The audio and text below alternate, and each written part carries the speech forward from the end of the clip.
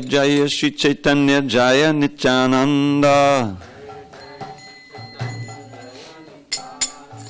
Jaya Jaya Sri Chaitanya Jaya Nityananda.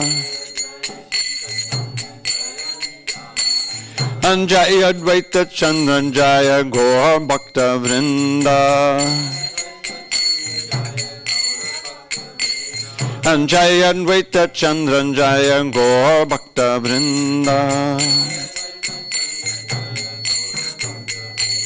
Jaya Jaya Sri Chaitanya Jaya Nityananda. Jaya Jaya Sri Chaitanya Jaya Nityananda. Jaya Advaita Chandra Jaya Gaur Bhakta Vrinda. Jaya Advaita Chandra Jaya Gaur Bhakta Vrinda. Gaur Premanandi Hari Hari Bol. Okay. So I picked out various excerpts from the scriptures about Advaita Chandra, and I read, I don't know if I ever read it before, but there's a whole story in the Chaitanya Bhagavata about how he first met Lord Chaitanya. I thought he came originally with his wife to meet the baby, but he didn't come that time. Anyway, we'll explore it. So since we don't have a verse on the board, we'll chant these verses Pushpanjali style. Let's see. Okay, this is the first one. So this is from the Om Namo Bhagavate Vasudevaya. Om Namo Bhagavate Vasudevaya. Om Namo Bhagavate Vasudevaya. Okay. So on this 31st day of January 2020 in SanDiego, we're reading from the Sri Chaitanya Charitamrita and the Sri Chaitanya Bhagavata about the glories of Advaita Acharya, who was part of the Panchatattva, and we'll hear all about him. And we begin with a verse from the Chaitanya Charitamrita, Adi Lila, chapter 1, verse 13. There's two verses there in what we call the Mangalacharan, which are introductory verses to this great book called the Chaitanya Charitamrita, about the Lord Chaitanya's life and teachings. And in this verse here, Krishnadas Kaviraj, the author, he gives a little indication of Sri Advaita's glories.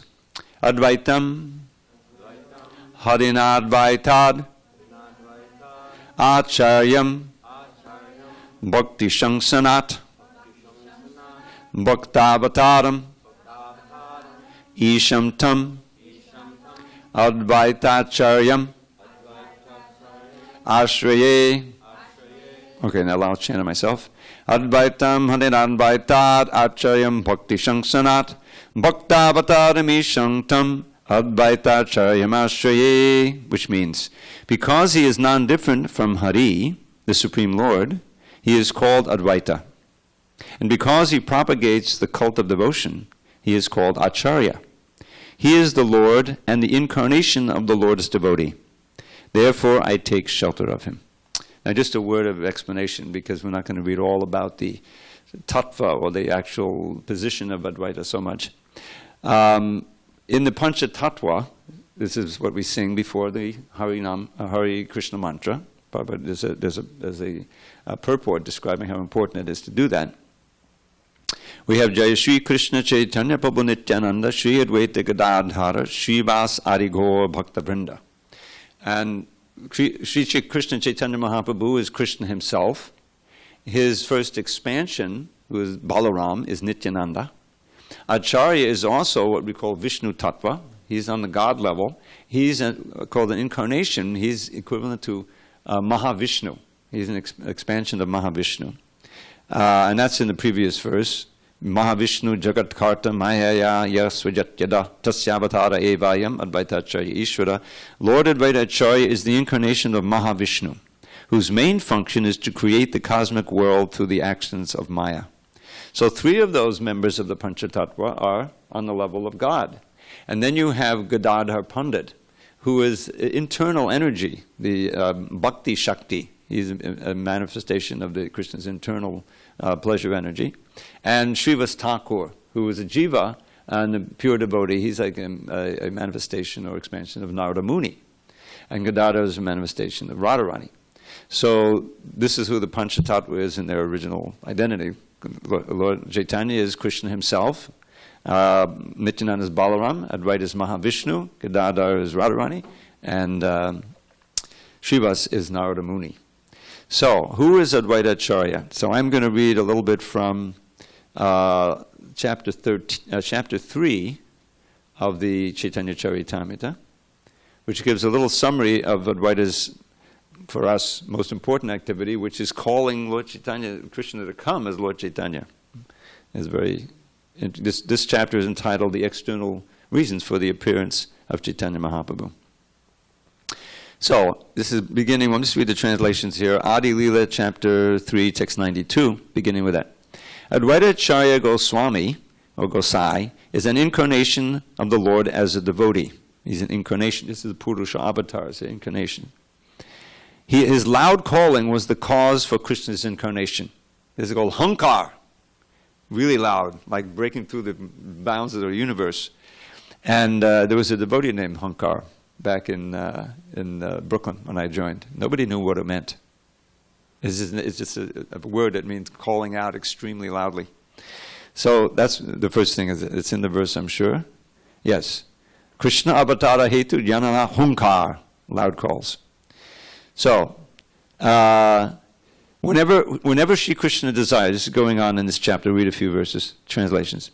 Whenever Krishna desires to manifest his incarnation on earth, first he creates the incarnations of his respectable predecessors. So like he had, when Krishna came 5,000 years ago, he had all the demigods and expansions come down as members of the Yadu dynasty and everything. Thus respectable personalities such as his father, mother, and spiritual master all take birth on earth first. Madhavendra Puri, Ishvara Puri, Srimati Shachimata, and Sri Jagannath Mishra all appeared with Sri Advaita Acharya. Advaita Acharya having appeared, he found the world devoid of devotional service to Krishna because people were engrossed in material affairs. Sound familiar? That's what we have now. Everyone was engaged in material enjoyment, whether sinfully or virtuously. No one was interested in the transcendental service of the Lord, which can give total relief from the repetition of birth and death. Seeing the activities of the world, the Acharya felt compassion and began to ponder how he could act for the people's benefit. He thought, if Sri Krishna were to appear as an incarnation, he himself could preach devotion by his personal example. In this age of Kali, there is no religion other than the chanting of the holy name of the Lord. But how in this age will the Lord appear as an incarnation? I shall worship Krishna in a purified state of mind. I shall constantly petition him in humbleness. My name is Advaita. My name, Advaita, will be fitting if I am able to induce Krishna to inaugurate the movement of the chanting of the holy name. While he was thinking about how to propitiate Krishna by worship, the following verse came to his mind. This is a verse from the Shastra, from the Gautamiya Tantra. Tulasi dalamatrena jalasya chukulena va vikrinite samatmanam bhaktebhyo bhaktavatsala. Which means,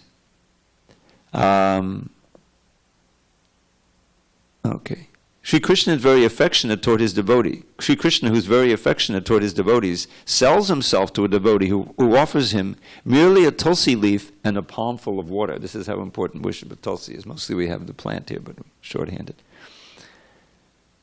Advaita Acharya considered the meaning of this verse in this way. Not finding any way to repay the debt he owes to one who offers him a tulsi leaf and water, Lord Krishna thinks, there's no wealth in my possession that is equal to a tulsi leaf and water. Thus the Lord liquidates the debt by offering himself to the devotee. Considering this way, the Acharya began worshipping the Lord. Thinking of the lotus feet of Krishna, he constantly offered tulsi buds in water from the Ganges. Now, Ramapati, you know this. He was offering to his Salagram Shila, I think, right? Yes, Salagram Shila of Krishna. Okay. He appealed to Sri Krishna with loud calls, more hankar, and thus made it possible for Krishna to appear. Therefore, the principal reason for Lord Chaitanya's descent is this appeal by Advaita Acharya. The Lord, the protector of religion, appears by the desire of his devotee. Now, I'm going to skip to the Chaitanya Bhagavata. So when Lord Chaitanya appeared, which is coming up also in March 10th, I believe, or 11th, his appearance. Not everyone understood that he's an incarnation of God. Advaita Acharya's wife came, Sita Thakurani. All the ladies came for the auspicious birth of this child. It was Jagat Mishra and Shati Mata had so many other children before. 8 daughters were born, and they all perished. They didn't survive. So it was very traumatic. So Jagat Mishra was praying that the Lord would appear, and so he appeared as Lord Chaitanya's elder brother, Vishwarup, and he was recognized as an incarnation of Balaram. And then Lord Chaitanya himself appeared on the eclipse of the full moon, on the, I forget which day of Palgun, and it's in always February, March, late February or middle March. And so everyone was chanting Hare Krishna because it's customary. There was an eclipse of the moon. So people were bathing in the Ganges, even the Muslims were bathing in the Ganges, and everyone was chanting the holy name. So he arranged for that. And I had forgotten this detail, that he was in the womb for 13 months. She got pregnant in January of the year before, and a whole year went by, and there was no birth, and Jagat Mishra was getting anxious. And so he prayed, and he got vision, this next month he's going to appear. And so he appeared. And so there was the chanting of the holy name. But he wasn't recognized really externally as an incarnation right away. Some people understood. So Advaita didn't come at that time. He didn't come from Shantipur. He lived a little distance from Navadvip. If you go to Mayapur, you'll see it's quite a distance. So, but his wife came, and Lord Chaitanya had so many wonderful pastimes as a child coming up. But he didn't really manifest himself as Krishna, and he didn't even manifest when he got older as he was a Vaishnava, but he wasn't preaching the chanting of the holy name. He was manifesting as a pundit, a great pundit. And so he'd meet the Vaishnavas on the street, and he would get into arguments with them, and defeat them. And so was it Srivas who said? I think who said, "Oh, you're so brilliant. If you would only be a Vaishnava, if you only worship Krishna, then you could deliver the whole world," something like that. So Lord Chaitanya said, "By your mercy, I'll become a Vaishnava." Anyway, then eventually he went to Gaya. He took initiation from Ishwar Puri, and came back, and he was teaching a school by that time. And then he's teaching his students, but everything has to be relating to Krishna, all the grammar. And they're saying, "We can't understand, tell us about the verbal roots and everything." He says, "I can't do this anymore. I just have to give." So he started the Sankirtan movement right there. He stood up and said, "Hare Haraya Nama Krishna," but he didn't go to the whole song. That song was written later. That's why I don't sing the whole song. There's in the CC, that 2 lines are given. Hare Haraya Nama Krishna Yarabaya Narava Gopal Govinda Ram Shri Madhusudan. That's what he was singing. Yes, I think it's Haraya Nama Krishna. The Hare Haraya is in the song. Anyway, he started the Sankirtan movement. And then Lord Nityananda, who was waiting in Vrindavan to understand that Lord Chaitanya had manifested the Sankirtan movement, then he came down. Then he came down, waited in Nandanacharya's house. So Advaita, then he's ready to go and see Lord Chaitanya now also. So that's what I'm going to read now in the Chaitanya Bhagavata, if you'll let me. So I'm just going to read these translations. It's quite an amazing pastime. So one day, in the mood of the Supreme Lord, now he's in the mood of the Supreme Lord. Mostly he's in the mood of the devotee, right? He didn't want to be addressed as Vishnu. He would block his ears. "I'm not Vishnu," But now he's in the mood of the Supreme Lord, and it all has to do with him meeting Acharya. One day, in Mahaprabhu, in the mood of the Supreme Lord, lovingly instructed Ramai. Ramai Pandit, he's the youngest brother of Srivas Pandit. Sorry. Ramai, go to the house of Advaita and inform him that I have manifested. Tell him that the Lord he worshipped for so long, the Lord he cried for, the Lord he fasted for, that Lord has now manifested. He has appeared to distribute devotional service. He should come immediately to join him. So he's speaking of himself in the third person. And also, secretly inform him about Nityananda's arrival and whatever else you have seen. Tell him to quickly come here with his wife and articles for my worship. Being ordered by the Lord, Ramai, the youngest brother of Shivas, remembered Lord Hari and immediately left. Ramai was overwhelmed with ecstasy and didn't know which way he was going. Simply by the order of Lord Chaitanya, he arrived at his destination. Now there's a lot of this Chaitanya Bhagavata. Everyone's getting overwhelmed with ecstasy all the time. More even than the CC. Ramai Pandit offered his obeisances to Advaita Acharya, but he was filled with such ecstasy that he was unable to speak. By the influence of devotional service, the omniscient Advaita already understood. Remember, he's Vishnu, so you understand. The order of the Lord has arrived. Upon seeing Ramai, he smiled and said, I guess you've come here to take me. With folded hands, Ramai Pandit said, you know everything. Please come immediately. Acharya Gosai became overwhelmed in ecstasy. He didn't know anything. He even forgot his own body. Who can understand the grave characteristics of Advaita? Although he knows everything, he acts like an ordinary person. Quote, where is it stated that the Supreme Lord advents among the human beings? In which scripture is it said that the Lord would, incarnate in Nadya? So he's asking this, as a rhetorical question. He knows he's come, but he's acting as if he doesn't know. Your brother Srivas knows everything about my devotional service, renunciation, and spiritual knowledge. Ramai was fully aware of Advaita's characteristics, so he didn't reply, but smiled to himself. Such are the unfathomable characteristics of Advaita Acharya. They are auspicious for the devotees and impediments for the miscreants. Advaita further said, O Ramai Pandit, tell me, what is the reason for your sudden arrival? When Ramai understood that Advaita Acharya had become peaceful, he cried and spoke as follows. The Lord you worshipped for so long, the Lord you cried for, the Lord you fasted for, that Lord has now manifested. He has come to distribute devotional service. He has ordered you to join him. Take the 6 appropriate ingredients for worshipping him. The Lord has ordered you to come with your wife. Nityananda Sarup has arrived. He's the Lord's second body and your life and soul. You know him very well. What can I tell you? If I am fortunate enough, I will see you all together. As soon as Advaita heard this from the mouth of Ramai, he raised his hands and began to cry. As he cried, he fell unconscious to the ground in ecstasy. Upon seeing this, everyone there was astonished. After a while, he regained his external consciousness and roared loudly. This is the hunkar again. He repeatedly exclaimed, I have brought my Lord! I have brought my Lord! This could be a nice play, huh? What do you think? Should we do it?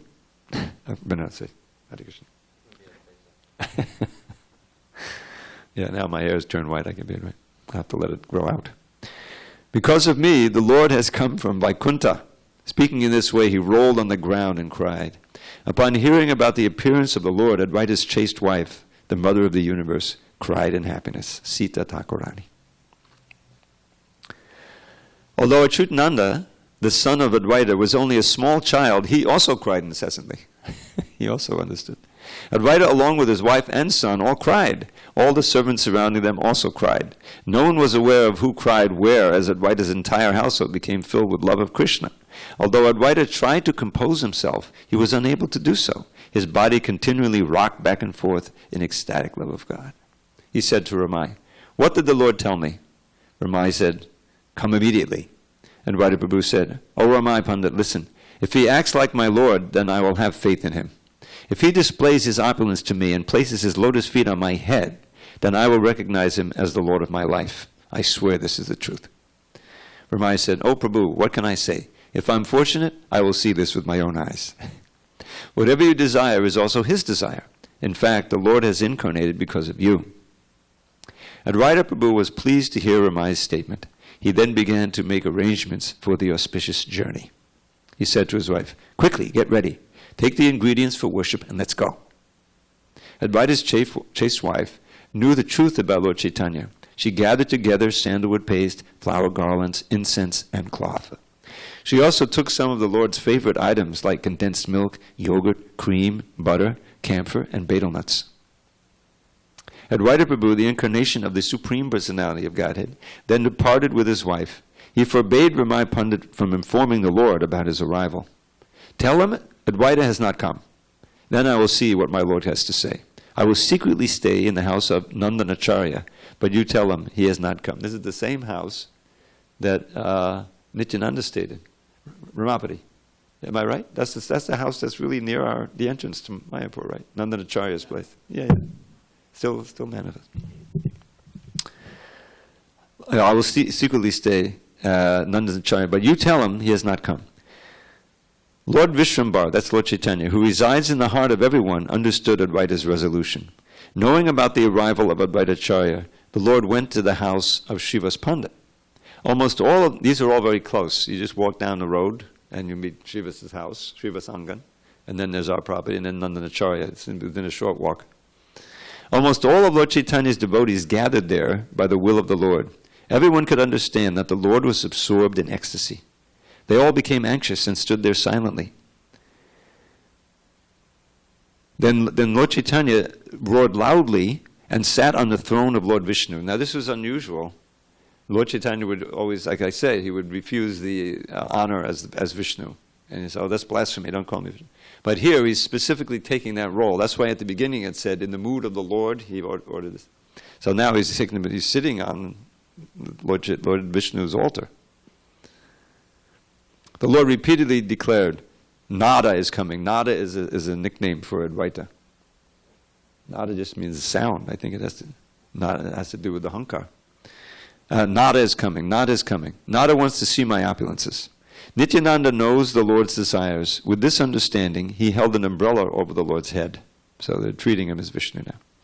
Understanding the situation, Gadadhar offered camphor and betel nuts. Everyone present served the Lord according to their own favorable mood.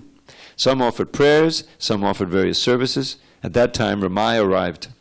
Before Ramai could speak anything, the Lord said to him, Nada has sent you to test me. So he knows what's going on. The Lord rolled his head and said, Nada is coming. He knows me well, yet he always tests me. I know Nada is hiding at the house of Acharya, and he has sent you to test me. Quickly go and bring him here. I am gladly saying this with my own mouth. Ramai Pandit again happily went and explained to Advaita everything that the Lord had said. Upon hearing him, Advaita Acharya floated in waves of ecstasy. Having fulfilled his purpose, he immediately went to the Lord. Advaita Acharya and his wife offered obeisances from a distance and recited prayers as they approached the Lord. They came before the Lord, surrendered at his lotus feet, which award fearlessness, and saw his matchless beauty, which enchants the entire universe. The Lord's enchanting beauty defeated that of millions of cupids, and his effulgent body resembled molten gold. His pleasing face defeated the beauty of millions of moons. He always bestowed mercy on Advaita Acharya. His two arms, decorated with various ornaments and jewels, resembled two golden pillars. His broad chest was decorated with the mark of Srivats and the Kaustubha gem. He wore earrings shaped like sharks and the Vaijayanti garland. Sounds familiar? That's Krishna's attire. His unlimited effulgence defeated that of millions of suns. Rama, the goddess of fortune, sat at his lotus feet, and Ananta held an umbrella over his head. So the Ananta is Nityananda, and his wife Lakshmi, Priya, I think, is sitting at his lotus feet. She's also the original Lakshmi. No one could discern whether the shining objects at the Lord's feet were toenails or jewels. Standing in the threefold bending pose, he smiled as he played a flute. Well, he's obviously Krishna.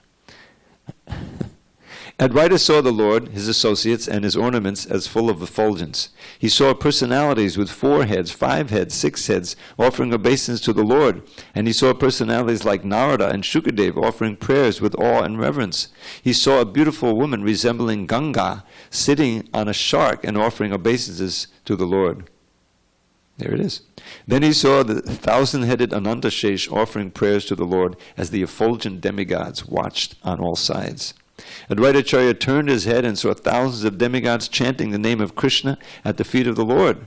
Those demigods that are meditated on at the time of worship were all seen surrounding the lotus feet of the Lord. Upon seeing those opulences, Advaita was struck with wonder and got up from his prostrated position.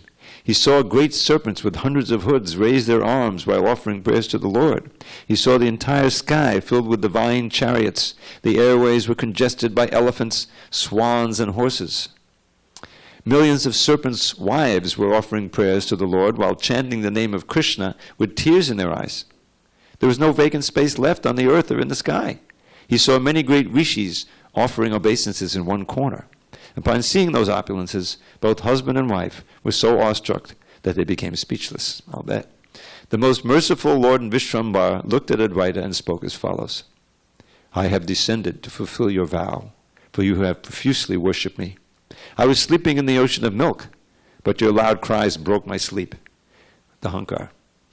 Very important. Right through the universe. You could not tolerate the suffering of the living entities, so you have brought me to deliver them. All my associates that you saw surrounding me have already taken birth because of you. By your mercy, Vaishnavas that even personalities like Brahma desire to see will now be seen by everyone. Upon hearing these words from the Lord, Advaita and his wife raised their arms and began to cry.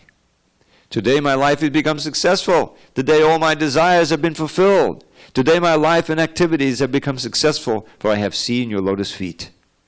The four Vedas only describe your glories, but cannot directly see you. Yet you have appeared because of me. I have no power outside your causeless mercy. Who can deliver the living entities other than you? While speaking in this way, Advaita Acharya floated in the ecstasy of love of God. The Lord then said, Now arrange for my worship. Upon receiving the Lord's order, Advaita happily worshipped the lotus feet of Lord Chaitanya with full attention. He first washed the lotus feet of the Lord with fragrant water and then smeared them with sandalwood pulp. He dipped tulsi manjaris in the sandalwood paste and placed them and the ingredients of arghya on the Lord's lotus feet.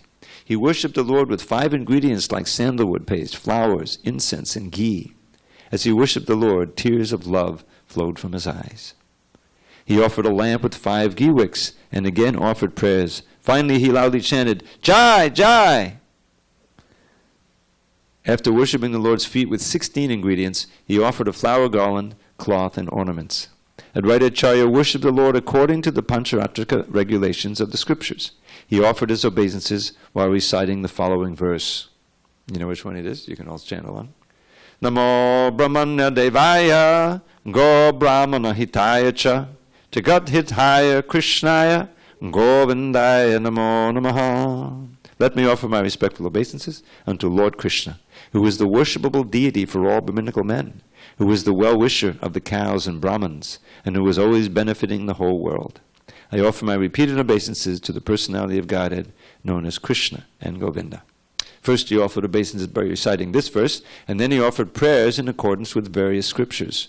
All glories to Vishwambar, the life and soul of all living entities. All glories to Gaurachandra, the ocean of mercy. So he's chanting these. Jaya Jaya Sarva Prana Nata Vishwambar. Jaya Jaya Gaurachandra Karuna Sagar. It goes on and on, Jaya Jaya verses. All glories to the Lord who makes the words of his devotees come true. All glories to Mahaprabhu, the supreme fountainhead of all incarnations. All glories to the Lord who is enchanted by the beauty of Goddess Lakshmi, the daughter of the ocean. All glories to the Lord who is decorated with the mark of Srivats and the Kaustubha gem. All glories to him who introduces the chanting of the Hare Krishna Maha Mantra. It's right here in the verse. Jaya Jaya Hare Krishna Mantra Prakash. It's very rare to find it. I don't think you find it in the CC for some reason, but it's all over in Chaitanya Bhagavata. All glories to him who enjoys the pastimes of accepting his own devotional service. All glories to Mahaprabhu who lies on the bed of Ananta. All glories to the shelter of all living entities. You are Vishnu, you are Krishna, you are Narayan, you are Matsya, you are Kurma, you are eternal. O Lord, you are Varaha and you are Vamana. You protect the Vedas in every millennium. You are the destroyer of the demonic dynasties. You are the life of Sita, the bestower of boons to Guha. Guha. I'm not sure who Guha is. And the deliverer of Ahalya. Excuse me. As Nrsingadev, you incarnated to deliver Prahlad and kill Hiranyakashipu. You are the crest jewel of all demigods and the best of the Brahmins. You accept various foodstuffs at Nilachala, Jagannath Puri. The 4 Vedas wander from place to place in search of you. You have hidden from them by coming here. You are most expert in concealing yourself, but your devotees recognize and expose you. You've incarnated to inaugurate the Sankirtan movement. There's nothing in the unlimited universes other than you. Gauri and Shankara are overwhelmed by the nectar of your lotus feet. I think Gauri is Durga, and Shankara is Shiva. Rama, the goddess of fortune, engages in the service of these lotus feet with full attention. The 1,000-headed Anantashesha sings the glories of these lotus feet. Lord Brahma always worships these lotus feet, and the Shrutis, the Smritis, the Puranas glorify these lotus feet. These lotus feet covered the entire Satyaloka, and the head of Bali Maharaj became glorified by the touch of those lotus feet. The forceful flow of the Ganges that is sustained by Lord Shiva emanates from those lotus feet. The intelligence of Advaita surpasses that of... Now this is obviously description. Now those are all quotes from Advaita. And now he's describing Advaita. The intelligence of Advaita surpasses that of millions of Brihaspitis. He knows perfectly well the glorious position of Lord Chaitanya. While glorifying the Lord's lotus feet, Advaita floated in tears of ecstasy and then fell flat at the lotus feet of the Lord. Sri Gauranga, the super soul of all living entities, placed his lotus feet on the head of Advaita. Remember, that was the plan. As soon as the Lord placed his lotus feet on the head of Advaita, there arose a tumultuous vibration of Jai, Jai. Upon seeing that wonderful sight, everyone was overwhelmed and began chanting, Hari, Hari. Some of them rolled on the ground, some of them clapped their hands, others cried loudly while embracing each other. The heart's desire of Advaita and his wife was now fulfilled, for they had attained the lotus feet of the Lord as they had previously desired. Lord Vishwambara, that's Lord Chaitanya, instructed Advaita, O Nara, dance in my kirtan. Being instructed by the Lord, Advaita Gosai began to dance in various devotional moods. He's famous for that. As the most enchanting sound of kirtan arose, Advaita Prabhu danced before Lord Chaitanya. One moment he danced madly, another moment he danced sweetly. One moment he held many straws between his teeth. Another moment he whirled around. Another moment he stood up. Another moment he rolled on the ground. One moment he sighed deeply, and another moment he fell unconscious. According to the mood of the kirtan, he happily danced in various ways. In the end, he remained in the mood of a servant. No one could understand his inconceivable glories. When he rushed up to the Lord and saw Nityananda, he smiled while raising his eyebrows. He smiled and said, "Oh Nitai, it's good that you've come. For so long I could not see you. Today I will bind you. Then where will you go?" So they're always joking together like this. Sometimes Advaita addressed Nityananda as Prabhu, and sometimes he called him a drunkard, because he's in the avadut mood. He's intoxicated with love of God. Nityananda Rai smiled at the behavior of Advaita. They are actually one, but they became two for the sake of Krishna's pastimes. I've already described how Nityananda joyfully serves Lord Chaitanya in various forms. In some forms he advises the Lord, in some forms he meditates on the Lord, in some forms he becomes the Lord's umbrella or bed, and in some forms he sings the glories of the Lord. As the most fortunate souls know very well that there is no difference, or all the most fortunate souls know very well that there is no difference between Nityananda and Advaita. All their pastimes of quarreling together that you see are the inconceivable sporting of the Lord. The exchange of love between these two resembles the exchange of love between Ananta and Shankara, for they are both dear forms of Sri Krishna Chaitanya. Ananta is Ananta Shesha, and Shankara is Shiva. If one does not understand their quarrels, if one who does not understand their quarrels takes the side of one and respects him while criticizing the other, he's vanquished. As all the Vaishnavas watched Advaita's dancing, they were overwhelmed and merged in an ocean of bliss. When the Lord ordered Advaita to stop dancing, he immediately stopped, respecting the Lord's order. The Lord gave his own garland to Advaita and then smiled and said, Ask for a benediction. Ask for a benediction. Varamaga, Varamaga. Advaita did not reply, so Vishwambara repeatedly said, Ask. Maga, Maga. Advaita then said, What more can I ask? I have already received whatever I desired. I have danced before you. Now all my desires have been fulfilled. O Lord, what can I ask for? What more is there? I have directly seen your incarnation. What should I ask for? You know well what I lack. What is there that you do not see with your transcendental vision? Lord Vishnu rolled his head and said, I have manifested because of you.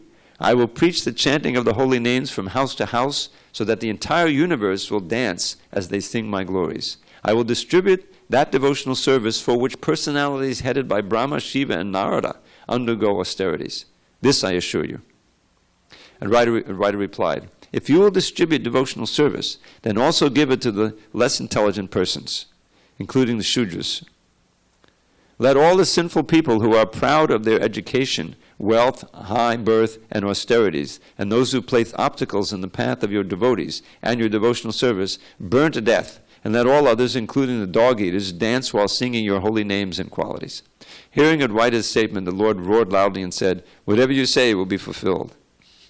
The entire world is witness to these words, for the Lord's mercy was distributed to the foolish and the fallen. Even the dog-eaters are dancing and singing the glories of the Lord, while the Bhattas and the Mishras and the Chakravartis are engaged in criticism. In other words, they're falsely proud, can't get the mercy.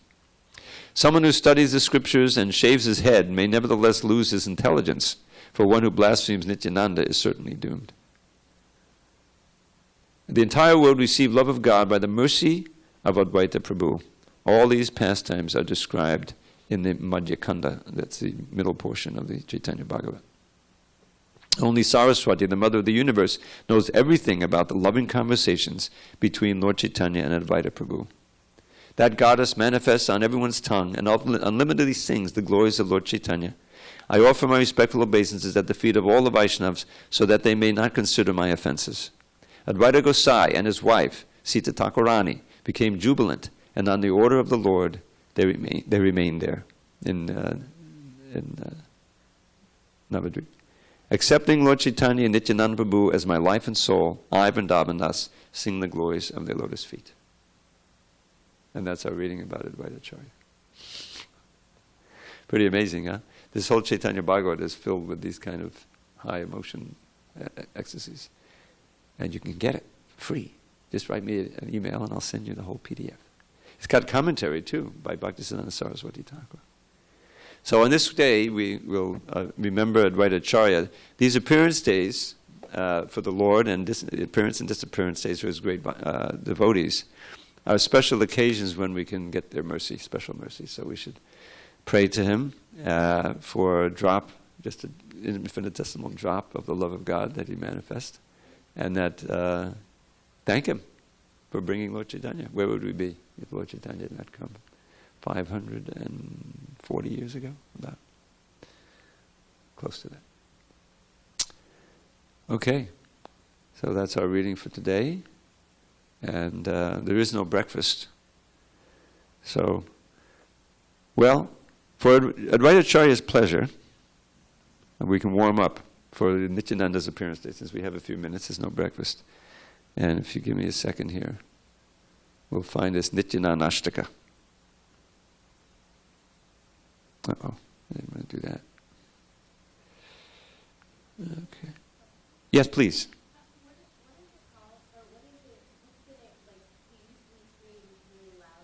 Hunkar. Hunkar. Hunkar. Advaita. Yeah, he screamed very, very loudly, and to catch the Lord's attention and have him and listen to his prayers and come down. It's working right now. When we chant in kirtan, we should be sure to chant loudly. We don't have to scream at the top of our lungs, but we should be sure to chant loudly. When you chant loudly, it's a sign that, it's more effective. So yeah, we can do that. All right, just give me a second here, and we'll hear this Nityananda Ashtaka. I should poeticize the Advaita Ashtaka, but okay, here we go. Now, this Nityananda Ashtaka was written by the author of the Chaitanya Bhagavata, because Vrindavan Das Thakur, who was a disciple, if I understand, this uninitiated disciple of Nityananda. That's why you'll find also in this Chaitanya Bhagavata an extraordinary amount of pastimes of Nityananda. There's one chapter in the Madhya-khanda. Khanda is what we find in the Chaitanya Charitamrita, the Leelas. Adi Leela, Madhya Leela, and Antya Leela. Adi means beginning, Madhya means middle, and Anchi means end. So in the Chaitanya Bhagavata, you don't have leelas, but you have khandas, which simply means portion. I think it's the origin of the word canto that we have. So Vrindavan Das Thakur is writing this wonderful book, but he's extensively writing about the early pastimes. And therefore, we don't find that much description of the early pastimes in the Chaitanya Charitamrita.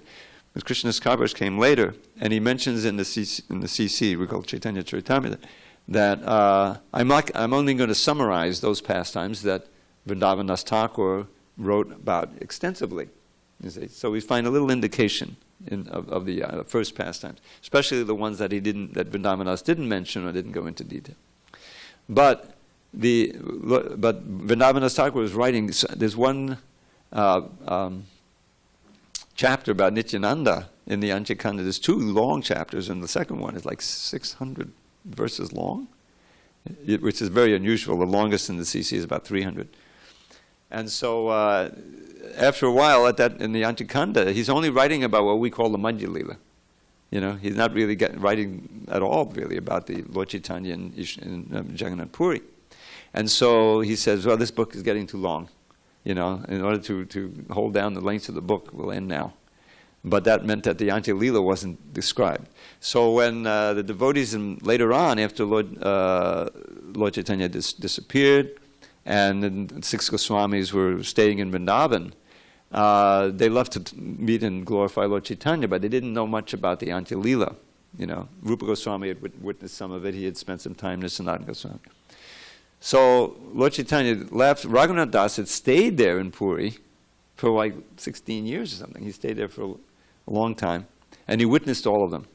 So when he came, we just had Raghunath Das's appearance day, I think, or disappearance, and we were reading about him. We couldn't bear the separation of Lord Chaitanya. You know, so he came to Vrindavan to commit suicide, jump off the Govardhan hill. But all the devotees, Rupa and Sanat, you know, welcomed him, gave him a big embrace, said, no, we need you to stay and to enlighten us about Lord Chaitanya's Antya Lila, you see. So for 3 hours a day, so he agreed. He said, no suicide. So he agreed, and 3 hours every day they would meet at Radhakund, and he would tell them about these Antya Lila. And, you know, then they would write ashtakas about it and everything in Rupa Goswami and his in books. So Vrindavan Das, he extensively wrote about Nityananda, which and there's some in the CC, but not nearly as much. So he wrote this ashtaka. I'll just give you a taste of the Sanskrit. It's very beautiful in a certain meter called shikarini, which Prabhupada enlightens as a mixture of yogurt and sugar candy. That's what shikarini means. So this is verse 1. I wrote this in 2005. The English. Sarat Chandra Brantim Spodadamalnakantim Gajakatim Hari Premon Mattam Tatapadama Sattvam Smitamokham Sada Gornan Netram Kadakalita Vetram Kalibadam Bhaje Nityanandam Bhajanata Dukandan Niravadi. So, I'm going to give you the English, and then there's the refrain. It means that what is this?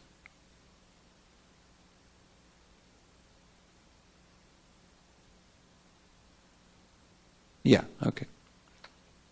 And then, as we go on, maybe you can learn it. It's not that hard, and you can read it with me. Beside the splendor of his golden form and smiling face, the splendor of the autumn moon appears most commonplace. Because he's mad with love of God, though he's God in disguise, he walks just like a drunken elephant and rolls his eyes. The cowherd's rod he carries is his weapon to destroy whatever ills and evils wicked Kali can deploy. O friends entrapped in Kali's clutches, yearning to break free, just worship Nityananda Ram, the root of the bhakti tree. So we're going to learn that right now. I'll say, you say, a little portion. O friends entrapped in Kali's clutches. One more time. O friends entrapped in Kali's clutches, yearning to break free. Or let's see if we can do the whole line. O friends entrapped in Kali's clutches, yearning to break free.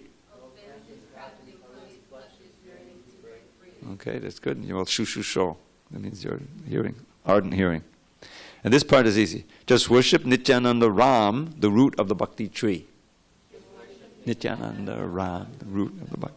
Now, why is he Ram? Because he's Balaram. So the Nityananda Ram, Okay, we got it? All right, second verse. I'll just do the English. Unequaled in his love for Krishna, he's a vast abode of transcendental mellows only God has ever showed. For all his devotees, he's everything. And for his wives, Shri Vasudha and Janava, he is their very lives. He was married, 2 wives. Since love for Krishna makes him mad, his actions may seem odd, and so the foolish fail to see that he himself is God. Oh, friends entrapped in Kali's clutches, yearning to break free. Just worship Nityananda Ram, the root of the bhakti tree. All right, let's try that one more time. All together. Oh, friends entrapped in Kali's clutches, yearning to break free. Just worship Nityananda Ram, the root of the bhakti tree. Most dear to Shachi's son, that's Lord Chaitanya, most dear to Shachi's son, he is a reservoir of bliss. Throughout the universe, he's worshipped with great happiness.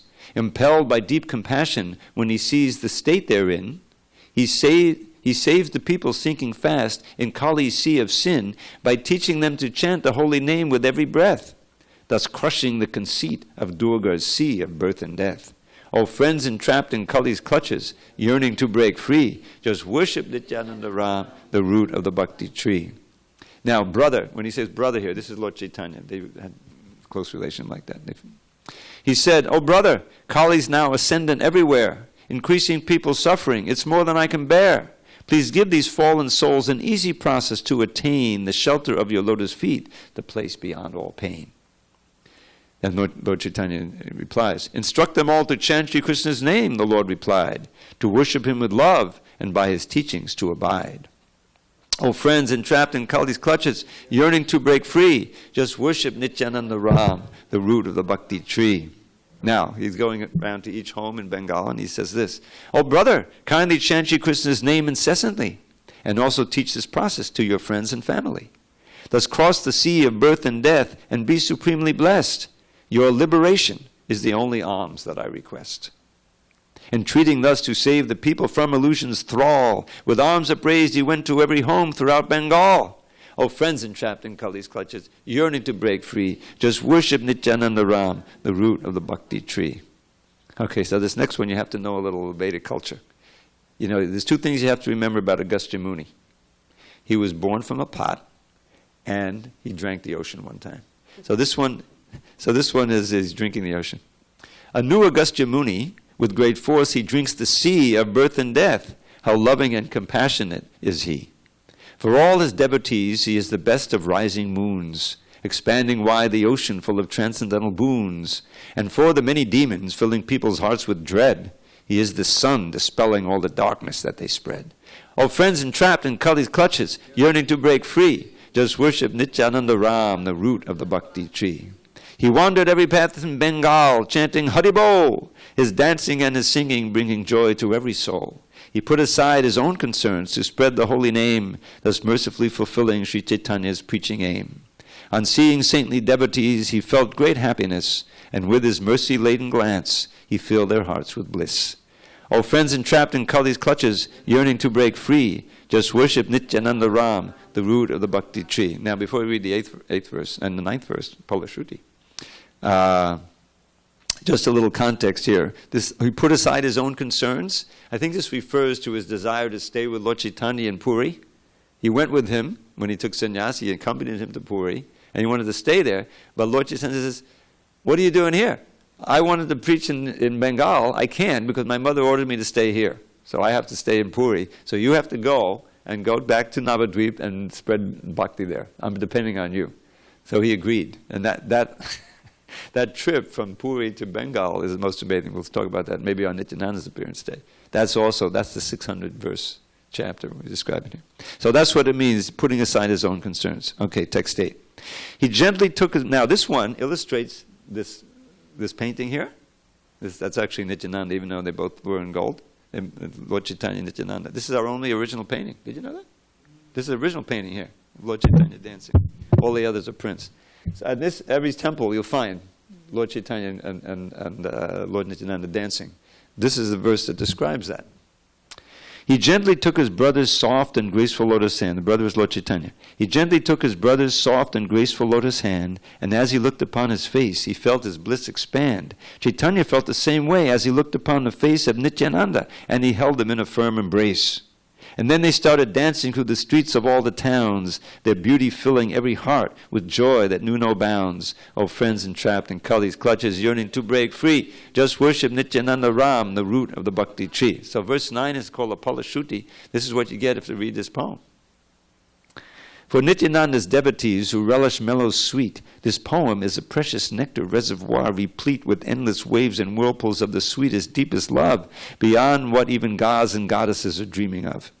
It has the power to deliver any fallen soul and place him at Sri Nityananda's feet, our final goal. May those who read these transcendental verses I impart forever see his lovely lotus feet within their heart.